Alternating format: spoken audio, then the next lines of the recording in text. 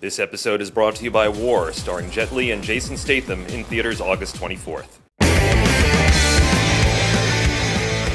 Hey guys, what's up? And welcome to Bleacher Bloggers. Today is Tuesday, August 21st. This guy is Brent. And I'm Dave. And today we're going to talk about the Milwaukee Brewers choke job. We're going to hear from a few people that think we're really awesome. About time. And then we're going to break down the NFC East.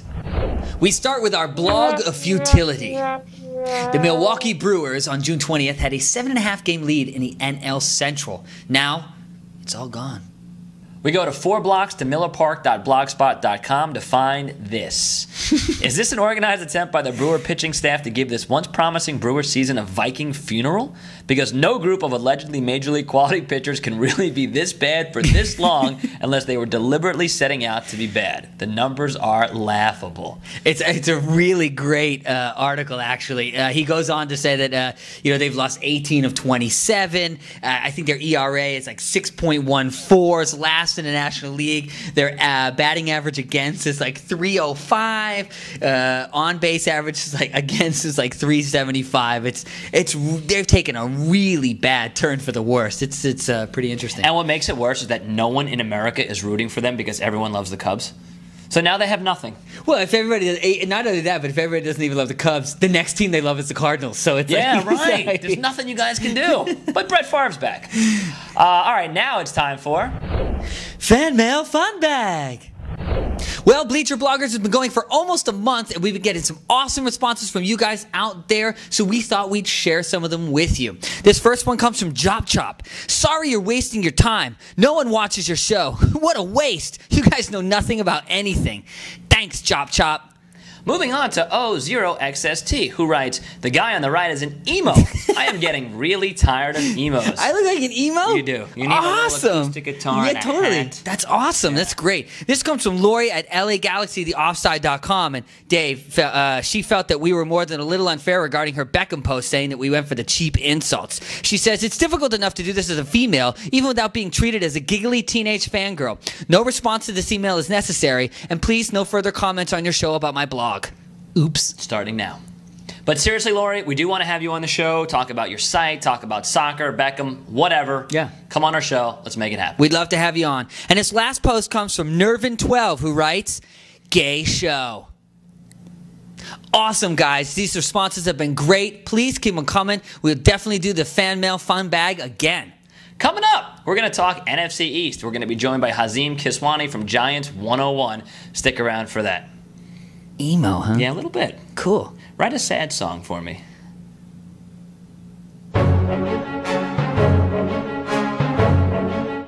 It's time for my favorite segment and yours. It's NFL preseason preview. We're going to the NFC East. Oink. We start with the boys down in Dallas. CowboysBlog.net. Posted by Joe Rodriguez. Jason Garrett has this offense firing on all cylinders. Moreover, he keeps the offensive scheme fresh and dynamic. Gone are the predictable, boring offensive game plans. Question. Note to Bill Parcells. When did Parcells go from being the greatest coach of all time, the guy who invented football, to being boring and predictable? I know. As soon as he cleaned out his locker in Cowboy Country, I guess. Big D, man. Yeah. But everything I'm reading, though, about Jason Garrett is that his offense is going to be wide open, spread out, multiple wide receiver formations. Yeah, and everything will be good as long as everyone's jersey says on the back 81 on it. Everyone's going to be really happy. Let's go to the Redskins. They haven't been happy in a long time there. HailRedskins.com, posted by Spence, and here's what he writes. If Jason Campbell doesn't go into preseason week 3, who should be starting in his place? Should it be the hot hand Todd Collins, or should it be Gibbs' bestest pal, Marky B, Mark Brunell? Well, if they're going with Mark Brunell, I think he's about as old as Jay Schrader, or perhaps Doug Williams. Right. And those guys obviously did pretty well, so why don't get one of those guys back, fourth or fifth starter? Or Joe Theismann. Joe Theismann. Totally available. Yeah, and he's looking good these days. He looks in playing condition. He's tan. Yeah. Yeah. And he's unemployed. Perfect. Phenomenal. Done. All right, we're going to Eagles country. Let's go to bleedinggreennation.com, posted by Bleed Green. It's McNabb. He's back, all the way back. Beware NFC. Just looking at the throws he made, it's obvious that he's just a class above A.J. Feely. Just a class. Just a little bit. Yeah. Honestly, he's a class above most QBs in this league. He's great. I agree. Yeah. Got to keep him healthy. And losing Sean Andrews, one of their best offensive linemen for maybe a long time, that's scary for them. Yeah, it could be a day, could be a whole season. I mean, it's one of those mysterious medical injuries. sources are saying. Yeah. All right, talking Giants football right now with Hazem Kiswani from Giants 101. Hey, Hazem, how you doing? Hey guys, how's everything? Good. We're doing good. First off, let's hear about your site. Tell us a little bit about Giants 101. Giants101.com is a blog for Giants fans. We have 5 writers, cover everything from preseason to training camps, all the latest rumors, news, notes. So Giants fans should definitely check it out.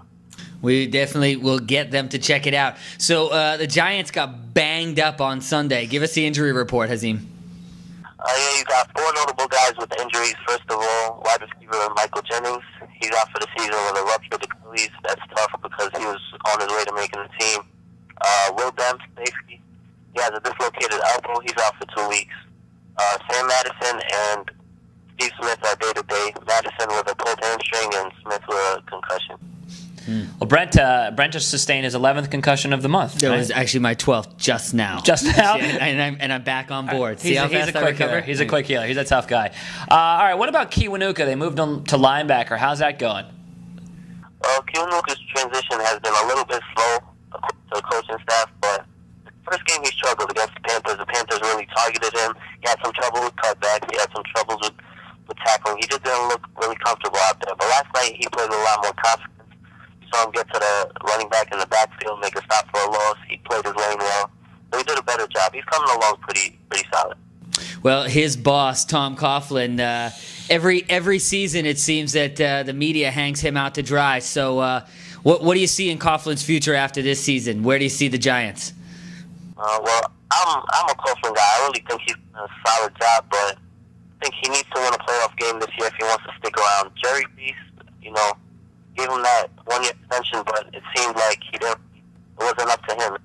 So he needs to get to the playoffs this year, definitely, if he wants to keep his job, and he probably needs to win a playoff game. Well, I think we found the one Tom Coughlin fan that's left out there. All right, last question for you, Hazem. Any surprise players? Anybody looking good in camp?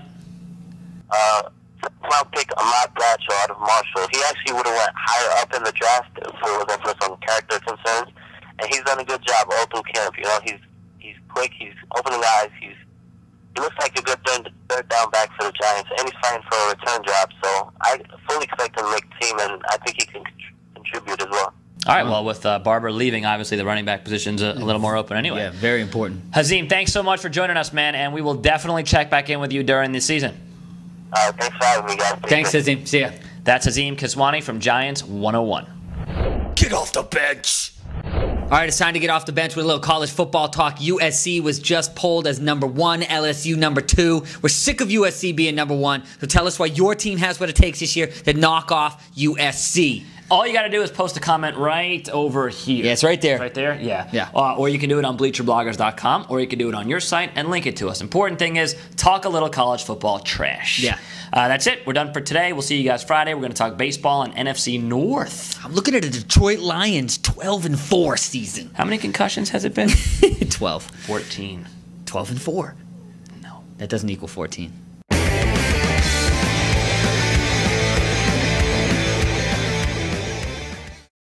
To catch a cold-blooded killer, you need a cold-blooded cop. You and I are gonna finish this. Jet Li, Jason Statham. War. Rated R. In theaters August 24th.